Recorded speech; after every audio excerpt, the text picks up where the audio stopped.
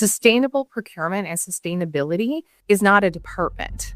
It's something that every single person across the organization is responsible for, and every single person that they deal with.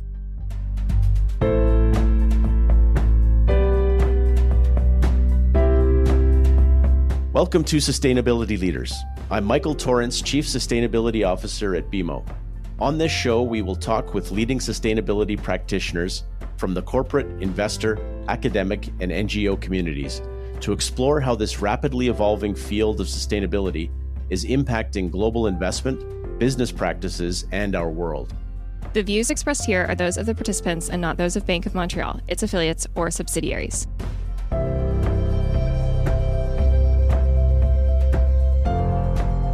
Welcome back to another episode of Sustainability Leaders. I'm Angela Adduci, Senior Advisor to the BMO Climate Institute, and I'm so lucky today to be joined by two really fantastic guests to talk about sustainable procurement from two different perspectives. So from the perspective of a specific organization working on sustainable procurement initiatives, and then from the perspective of a nonprofit looking to support firms and private sector entities in their own sustainable procurement journeys. So we have Nathan Cummins, the global lead for Renewable Energy Markets at the Nature Conservancy, and BMO's own Sherrie O'Doyle, who leads our sustainable procurement initiatives.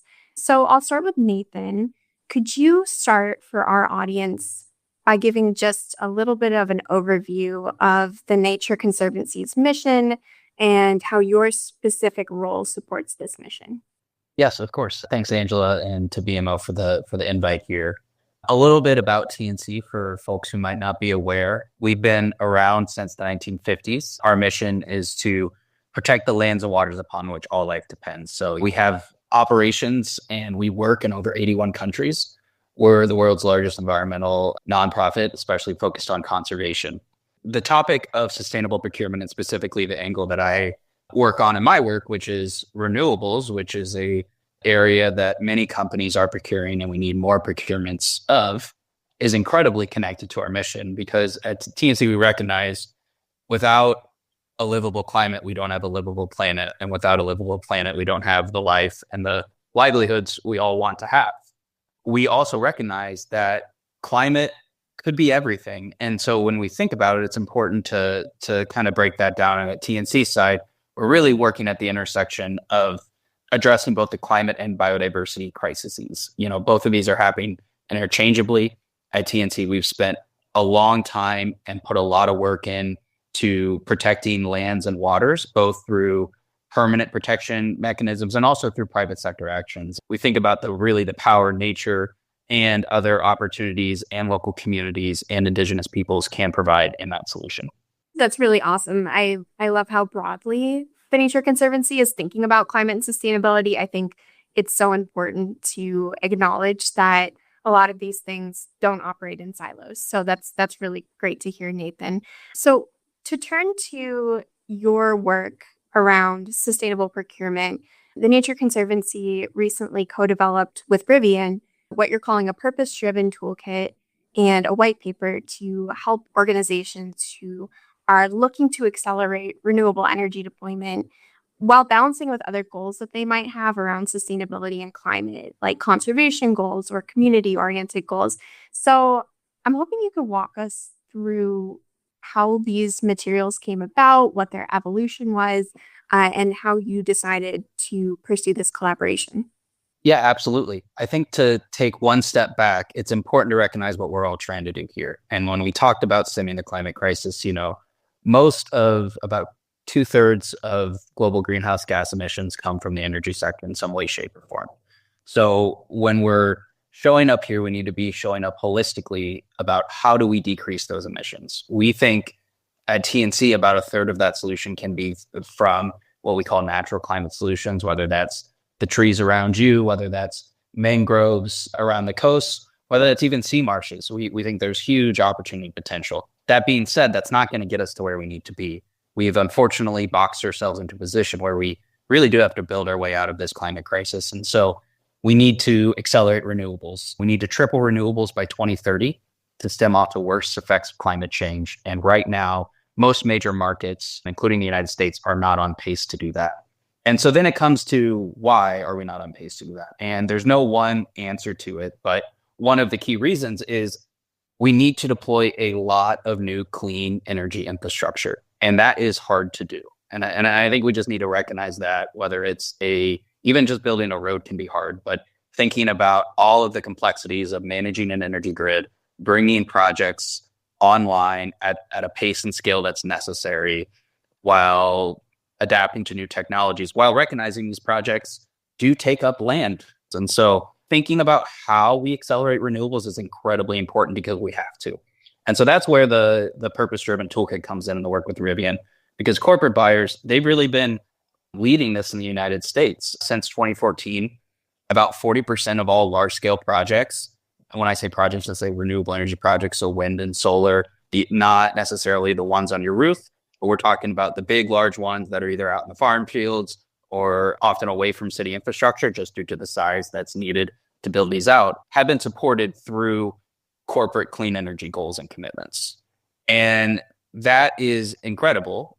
And it really stabilized the market and provided a foundation for us to build and accelerate clean energy deployment through the early 2020s.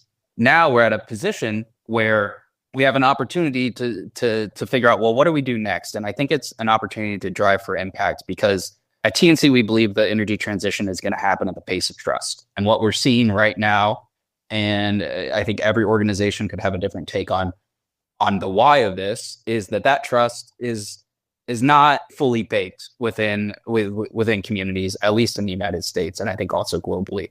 We're seeing rising county moratorias, for example, that can really restrict and limit wind and solar energy development. And that often is not necessarily due to political reasons. It's often due to what they thought, what their neighbors thought of the project in the county next door to them.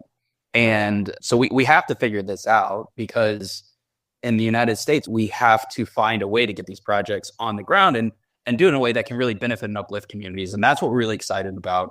And so when we started working with Rivian, the reason we did it is because we had really shared organizational priorities. One unique story in this is, TNC, we're one of the largest private landowners in the United States. We have, I think, over 800 fleet utility vehicles that we need to use. And these are not often just like Toyota Corollas that we're rolling around the city with. I mean, these are trucks. We do a lot of fire management and burning and partnership and burning throughout the United States. We have one of the nation's largest private bison herds.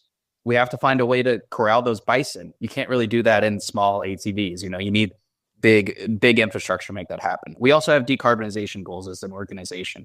And so it's, how do you electrify a fleet that we need to while knowing it needs to work the land? And that's where Rivian came in as one of the first offerings of electric vehicles. And they were also really trying to create fit for purpose vehicles that could really support impact partners like ourselves. So we worked together to test out 4 different types of vehicle configurations at 4 different preserves, from them helping us kind of strap on like a safari seat to a vehicle out in California to really show the lands that we're working on, to donors and the communities, to helping us build water tanks to go on to a truck down in Florida to help with our subscribed burning down at preserves to help bring back longleaf pine, to getting a big old snowplow on one up in Wyoming. And at TNC, we'd been working in the field of renewables for a long time, since the early 2000s, really studying what are the science-based impacts and opportunities from this transition, and how do we deconflict to accelerate is kind of our whole goal here.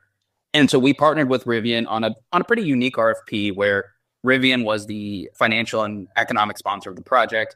We were the, I would say, impact advisor to the RFP, and we looked across to see what projects are out there that meet key criteria that we established, which we call the 3 Cs, which is looking for projects that have an outsized positive impact on climate change. So this is both can be where the projects are sited, i.e. it's better to have a project in Wyoming, which has a relatively dirty grid, versus California, which has a relatively clean grid. Now that's simplifying it, but the theory is the same. In the same way, it's better to have a project like with solar that doesn't clear forested lands. Solar is always going to beat forest from a carbon perspective, but it takes about 1 to 3 years for that payback period to happen. And that carbon payback period currently is unaccounted for in any reporting metric. So We're just trying to find a way to make the case as strong as possible on the climate side. On the conservation side as well, as I said, these projects can take a lot of land. We've done estimates to show that if unconstrained, the build out for the United States to meet our clean energy goals could be a land area the size of Texas. That's pretty large, I think, but we can reduce that significantly with smart planning and policy procedures. Also, these projects can just be like net positive for nature. Now, that's a really loaded term, but it's important to know that there's a ton of opportunities. So one example, we just recently released a project with the clean energy producer Ørsted out of Denmark. It was their largest solar project in the United States to date. And it's in Texas, and it pairs solar with the largest protection initiative the Nature Conservancy has done for this rare piece of tallgrass prairie in Texas. So it's almost 1,000 acres of tallgrass prairie protected in conjunction and sharing a fence line with the solar facility. So it's a really cool opportunity to layer co-benefits. So at the end of the day, there's not going to be one perfect project. Every energy project comes with trade-offs, but looking through kind of these resources that at least TNC and Rivian road tested over looking across 200 projects over the course of a couple of years. And what we found was a lot of very cool projects that met the economic needs of the counterparties in the deal that also drove strong and tangible 3C benefits. And that's what we're really excited about is this toolkit is out there. We're not suggesting it's perfect, but we found cool projects and we know there's more of them out there. I love that 3C framework. I think that's such a cool way to think about it. And I mean, what really stuck out to me about what you just said was clean energy deployment being driven in a large way by corporate commitments. I think you said 40% of clean energy deployment. I think that's massive. And so, TNC is clearly taking kind of a partner ecosystem, macro standards development approach. And I think that it'd be interesting to hear from Sherrie as an individual leading these initiatives at a specific bank, at a specific organization, and driving sort of BMO's sustainable procurement journey. I'm hoping you could talk us through what that evolution has looked like as a specific organization looking to develop this capacity and really drive how we think about this. Yeah, happy to. First off, Nathan, amazing. Congratulations on the work that TNC has done. It sounds absolutely incredible. And I've been furiously taking notes on everything that you've said. What I would say first off is with large, complex organizations like BMO that are very much based on the service side of things, there's more than one area. So while I'm quite privileged to lead a small group that helps impact and influence, our lines of business, our corporate real estate areas, our technology areas, they are all living and breathing it every day, and being able to cascade some of that messaging and having everybody buy into the purpose of this is something that we face every day. That's incredibly important. The other piece of our work, and it's where a large part of our focus is the fact that we procure a lot of what we do. And it's a big impact on economies across both sides of the border. And we have a supply chain. And in that supply chain are thousands of companies, and a few hundred of which make up a big amount of what we spend. And so when we think about our decarbonization journey and the things that we need to do, we're not just actually even thinking about ourselves, because if we look to decarbonize versus offsetting, then we're actually looking to have our supply chain decarbonize with us and really look at working with businesses that are aligned with our values and are able to come to the table. And so that's where I kind of get started on sort of how, BMO's approached it, which is we need to start from where people are, as opposed to going in and trying to get everybody exactly to where we are right now. And that's variable right across the board. So a lot of our work really started with, do we have a baseline? Do we even know what our own purchased goods and services carbon emissions are? Do our supply chain actually know what theirs are? And so I would say the first couple of years, we've really been focused on education, as well as really ensuring that the businesses we deal with and educating people across the enterprise on what this might look like, what does the responsibility look like, and also having to ensure that we can inspire ownership of this. So our group has been really working on a few things. Number one, like I mentioned, building a baseline. Data is power. And If you don't know where you are, you don't know where you need to go. And it has been very enlightening over the last couple of years to realize that if you don't actually know what's happening, then you actually have really like zero idea. So people can set all the climate targets in the world, but if you don't know where you're starting, you have no idea where you're going. And so one of the examples that, I love to point out, and first off, I had nothing to do with this. This is all to the corporate real estate team, but just the being able to say that we had opened our first net zero energy branch. And so when I think about something like that, there's a lot that goes into it. I think Nathan, talked about finding something that's, good for the community, that benefits the economy, that really considers, whether or not it can be both cost effective as well as helping the environment. And so what I think has been really key about this is that it wasn't just one piece to bring this all together. Everything that had to happen was looking at the footprint on the land, looking at, where we're building, what type of insulation, construction materials, solar power is going to offset. And then to make sure that we're actually delivering on what we said we would, what's the monitoring system to make sure that we can verify and report that these things are actually carbon neutral, that we are actually net zero. And it's also about supporting the supply chain. So for us, it's what resources can we provide? So what I love about what Nathan and the team have created is not just the fact that I think that BMO could leverage some of this, but for us working with that supply chain. Some of these are really large companies, some of them aren't. But more often than not, when we go to a company and say, we'd like to make sure that you're aligned with us, and we would like to work with you to make sure that you've got the right climate targets in place.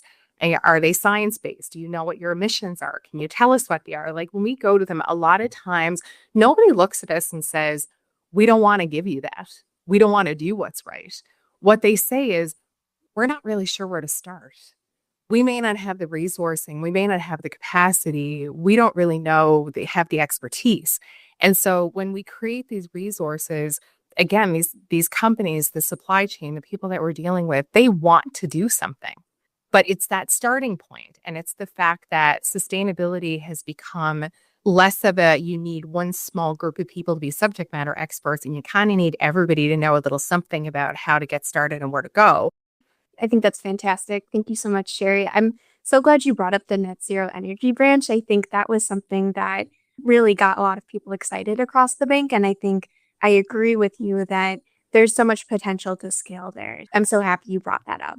So the two of you, it's clear you're coming at sort of a similar challenge or topic of responsible procurement from slightly different angles. But one thing that stands out to me across what you've both spoken, what you've both taken us through, is that there's really not yet any sort of set global standard that we can point to and say, okay, this is how you do sustainable procurement. This is how you do responsible procurement. These are the rules and this is the checklist.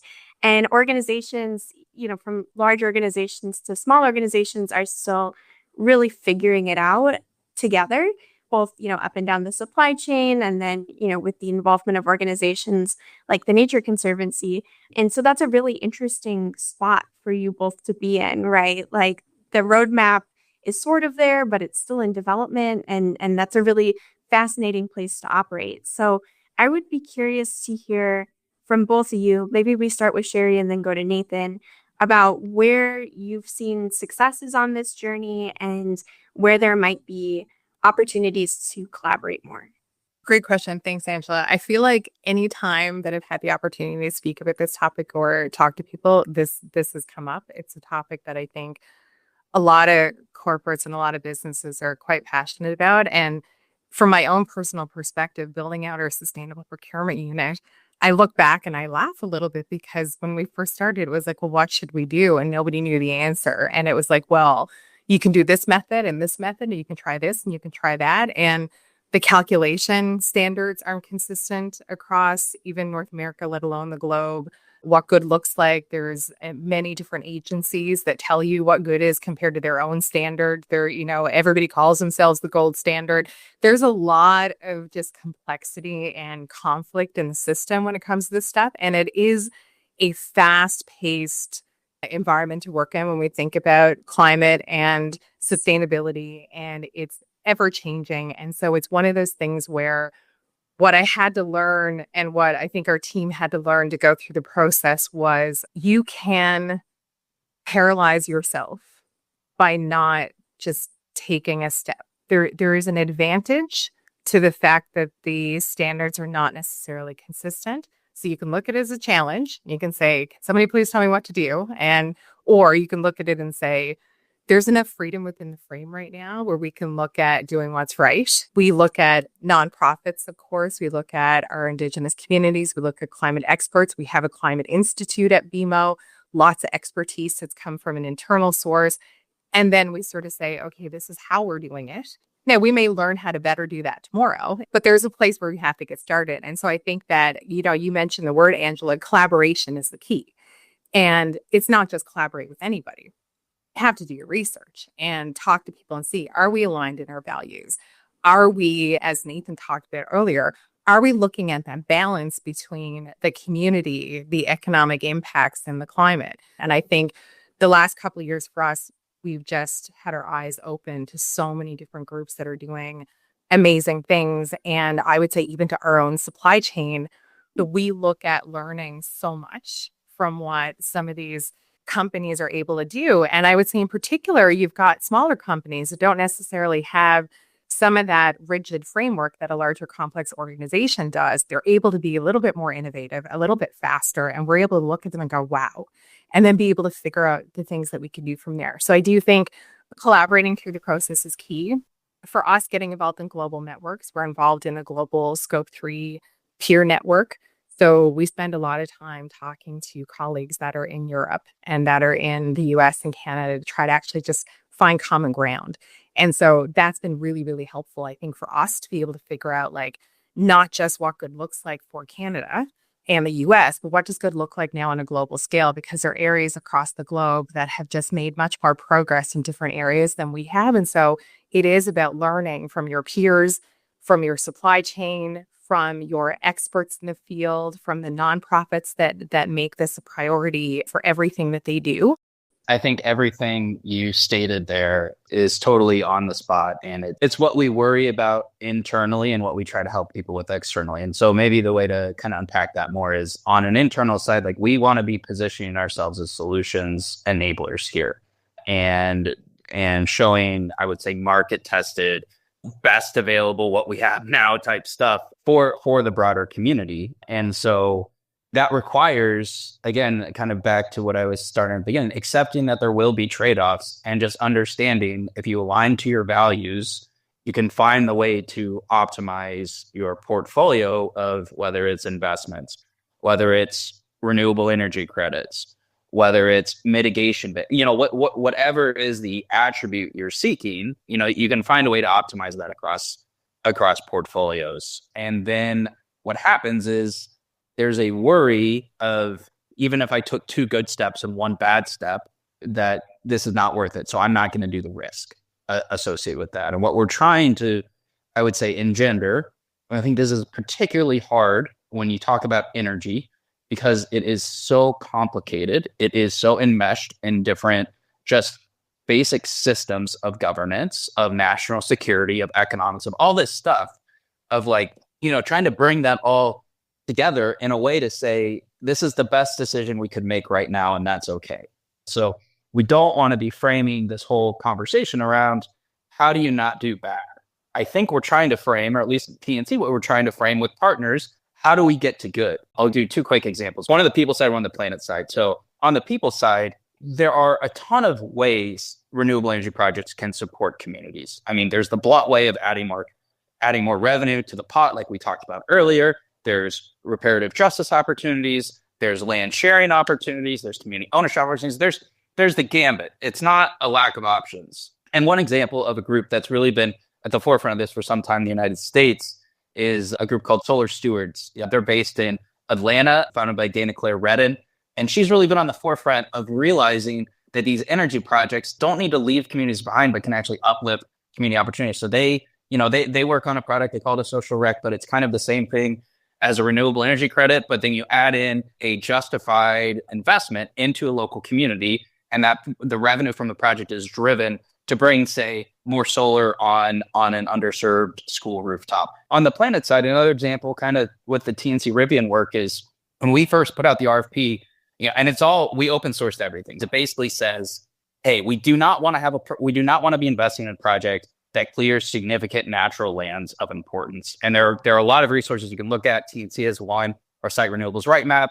It's currently in 19 states. We're expanding nationwide, but there's definitely a bunch of other resources. We're not the only game in town on this, but you can understand, is this land valuable? If so, ideally, we don't put additional infrastructure on it that could have specific impacts that we know. We don't want to talk about it, but we do know these renewable energy projects can have direct and indirect impacts to bird, bat, other key species we care about, or just the connectivity and the ability to move. So there's that one. That's kind of like the avoidance side of the conversation. That's the sort of, I would say, do no harm side. But then what we did is we said, hey, if you're a developer and you bring us a project that has a really cool story from a community impact perspective and/or is just sited on a brownfield or a mine land, and we really thinking about, how do you use abandoned mine lands and brownfields, these sites that are really hard to bring stuff to, that have had impacts in communities, both positive and negative. How do you revitalize them in a more holistic way? So that's just like one example. And we put that in the RFP and we found projects with that. But we've had a coalition of groups put together here in the United States. We had anchored it with the Clean Energy Buyers Association. They represent about 90% of all power purchasing, to really scope out if there's an opportunity. And now we do find an opportunity and we are moving it forward. We're calling it the Renewable Energy for People and Planet Standard. Our goal is to get a 1.0 out to help, especially at the point of when these large corporate buyers invest in these projects, to identify the good things they want to see and reward developer partners that are working with communities to make that happen. Groups like Solar Stewards, like Seneca Environmental, like these groups that are doing some really cool work happening on the front lines. I love that, Nathan. I'm sorry, Angela. I do want to jump in on this one just for a second to say that what you're building can come full circle, because when we think about our sourcing activities in the procurement space, and when we differentiate, like you talked about, if all else is equal, how does somebody kind of get to that next level?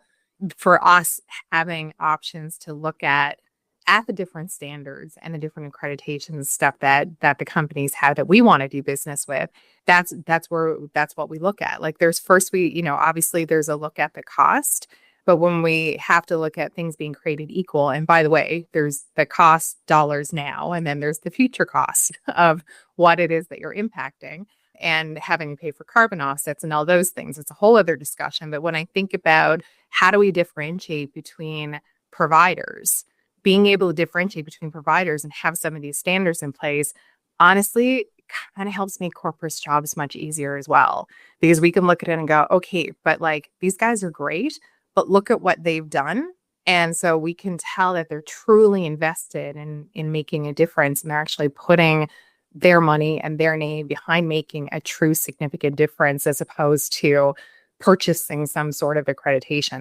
This is incredible. I mean, thank you both for your answers on this. I think it's so inspiring to hear both of your clear-eyed attitude toward the complexities that you're working with here and the environment where this is actively developing. And it's so clear to me how deep you both are on this topic and how much you truly really care about this. So really incredible to hear you both kind of talk through where you're actively at in your own organization's journeys right now and where you see it going. I think it's just really, really cool to hear.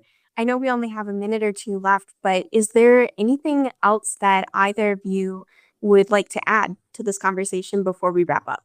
I think from TNC's perspective, what we want to get out of this is an understanding that we're all aligned to accelerating this deployment. And everything we talked about that is going to show up in this podcast, I could understand someone having a bunch of different thoughts running through their head and the complexity of it. And I just want to say, like, almost all of us are informed and have technical resource in the space in some way, shape, or form if you're listening to this. I'll imagine all that from a host community's perspective, that are often volunteer boards in nature, that these are incredibly complicated projects and they don't have the either ability or resource to fully understand what they're signing up for. And so I just want to just inject a dose of realism to that side of it too. There's this worry that it's only NIMBYs or it's us versus them. And it's these battle lines being drawn that I don't think are very firm. I think it's much more just how do we share the information and align expectations? And so that's what we're trying to do. And if you're a corporate out there, there are lots of groups like TNC you can work with in your state, in your region. And Nathan and I talked about this both a little bit, but it's progress versus perfection. It's, actions versus the analysis paralysis. The best thing that we can do as corporates, as nonprofits, as just human citizens is to make sure that we're not somebody that's doing nothing. And wherever you are on the journey, it's okay. And so when you think about what do you do next, you take things like the Nature Conservancy's toolkit and you learn and you educate yourself. It may not be a portion of your entire job, but it is something that we can all do to just make a little bit more progress towards where we need to be. And so I would just encourage everybody to take a look at that because it's amazing what we can do if we just sort of put the fears aside and just go ahead and do. I think that's a great final note to end this conversation. This has been such a fascinating discussion and really appreciate the both of you coming on today. Yeah, thanks for having us. Yes, thanks so much for having us.